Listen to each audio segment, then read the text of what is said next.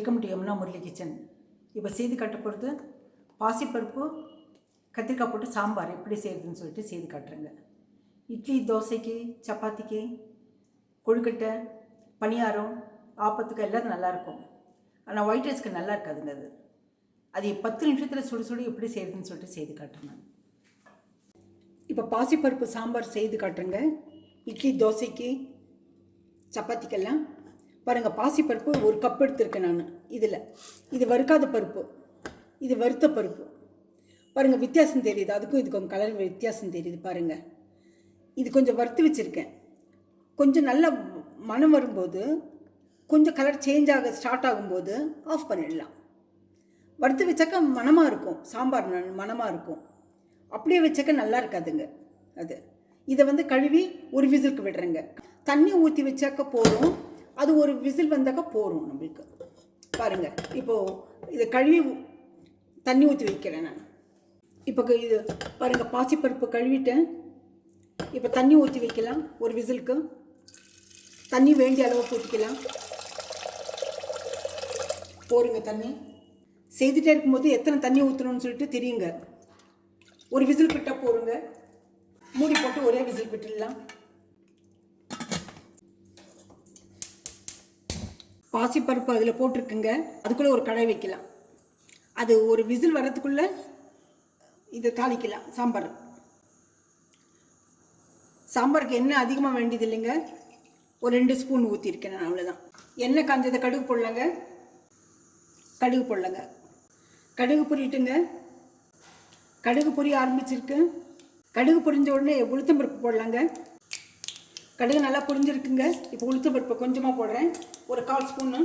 வெந்தயம் ஒரு 1/4 ஸ்பூன் போடுறேன். சீரகம் ஒரு 1/2 ஸ்பூன் போடுறேன். கூட பெருங்காயத்தூள் போடுறேங்க. பாருங்கள், பெருங்காயத்தூள் போடுறேன். பச்சை மிளகா போடலாம். ஒரு 3 பச்சை மிளகா கட் பண்ணி வச்சுருக்குங்க, அதை போடுறேன். கருவேப்பிலை தழை கொஞ்சம் போடுறேன். சின்ன வெங்காயம் வச்சுட்டு ஒரு 10 வெங்காயம் அது போடுறேன். அது நல்லா ஆனியன் ஃப்ரூட்ஸ் வந்தாச்சுங்க, அதுவும் போடுறாங்க. எல்லாம் வதக்கி எடுத்துடலாங்க. இப்போ தக்காளி பழம் போடுறேங்க, 2 பழம். எண்ணெயில் தக்காளி பழத்தை நல்லா வதக்கிடலாங்க. இப்போ கத்திரிக்காய் ஒரு 2 கட் பண்ணி வச்சுருக்கு, அதையும் போடலாம்.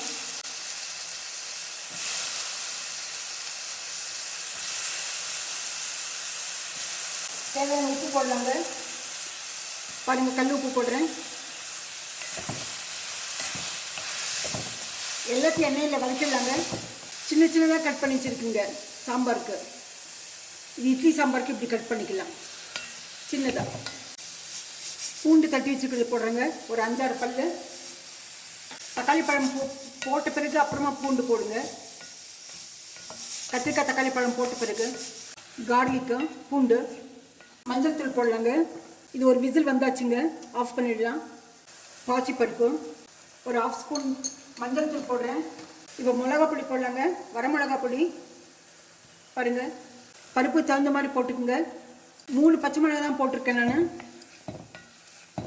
அதனால் 1 ஸ்பூன் போட்டிருக்கேன் வரமிளகா பொடி. அந்த குக்கர் ஆறத்துக்குள்ளே இது தண்ணி ஊற்றி வேக வச்சிடலாங்க. கத்திரிக்காய் மட்டும் வேகணும். இப்போ இதுக்கு தண்ணி ஊற்றலாங்க, இது வேகிறதுக்கு மட்டும்.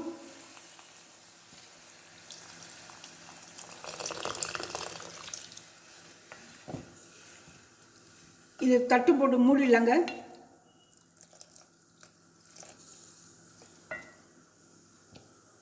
பாருங்கள், தட்டு போட்டு மூடிடலாம். இது கொஞ்சம் வேகட்டும். வெந்தது இது 2 கலந்துடலாங்க. இப்போ பாசிப்பருப்பு பார்க்கலாங்க. பாருங்கள், நல்லா வெந்திருக்கு. ஏன்னா நம்ம கரண்டி போட்டு பார்க்கலாங்க. பாருங்கள், இப்போ இந்த கத்திரிக்காய் வெந்திருக்கு பாருங்கள். அதை எடுத்து ஊற்றுறாங்க. அதை எடுத்து குக்கர்லேயே ஊற்றிடுறாங்க.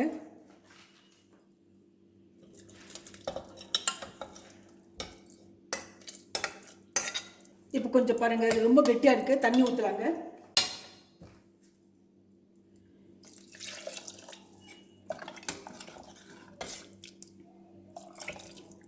சாம்பார் கொஞ்சம் தனியாக இருந்தால் தான் நல்லா இருக்குங்க. அப்போ தான் இட்லிக்கு நல்லாயிருக்கும். இந்த தருணத்தில் கொஞ்சம் உப்பு போடலாங்க. பாருங்கள், பாசிப்பருப்புக்கு நான் உப்பு போடல, இப்போ போடுறேன். நீங்கள் வேணால் வாயில் ஊற்றி பார்த்துக்குங்க, செக் பண்ணிக்கோங்க. எனக்கு இது கரெக்டாக இருக்கும். ஒரு கொதிச்சா போருங்க. பாருங்கள், இப்படி தண்ணியாக இருந்தால் நல்லாயிருக்கும். தண்ணி வேணுமா இன்னும் கொஞ்சம் ஊற்றிக்கலாங்க. உங்கள் டேஸ்ட்டுக்கு தகுந்த மாதிரி காரம் உப்பு போட்டுக்குங்க. இப்போ பாருங்கள், சாம்பார் நல்லா கொதிக்குதுங்க. பாருங்கள், நல்லா இருக்கு. கொதிச்ச உடனே ஆஃப் பண்ணிடலாங்க. இது ஸ்டவ் ஆஃப் பண்ணிடுறேன். ஸ்டவ் ஆஃப் பண்ணிட்டேங்க. நான் இதை மாற்றி வச்சிடுறேங்க. இந்த சாம்பாரை சர்வ் பண்ணுற பவுலில் மாற்றி வைக்கிறேங்க.